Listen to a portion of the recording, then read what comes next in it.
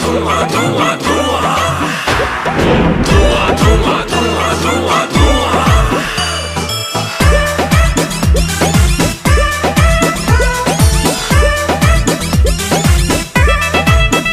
अरे भोला जी के भक्ति में झूम झूम के, शिवलिंग के आगे पीछे घूम घूम के, भोला जी के भक्ति में झूम झूम के, शिवलिंग के आगे पीछे घूम घूम के, आसमानों में चारों तरफ धुआं को आज उड़ाएंगे।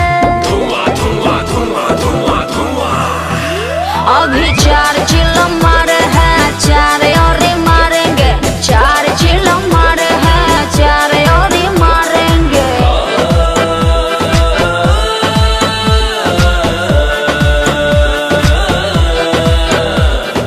नमः शिवाय ओम नमः शिवाय नमः शिवाय ओम नमः शिवाय नमः शिवाय ओम नमः शिवाय नमः शिवाय ओम नमः शिवाय। बाबा बाबा ओ बाबा।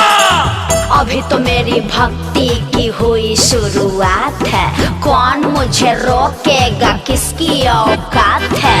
भोला से ही दिन मेरा, भोला से ही रात है, अभी भक्ति की मेरी तो हुई शुरुआत है, कौन मुझे रोकेगा, किसकी औकात है।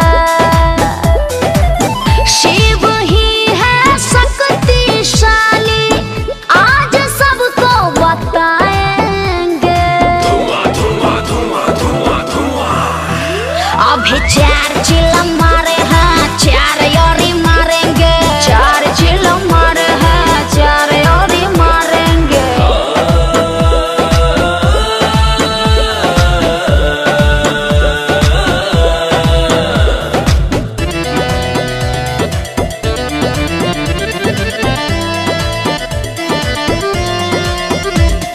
नमः शिवाय ओम नमः शिवाय नमः शिवाय ओम नमः शिवाय नमः शिवाय ओम नमः शिवाय नमः शिवाय ओम नमः शिवाय। भोला से है नाता मेरा, भोला ही मेरा साथी, भोले के ही धुन में मैं मन को रमाती।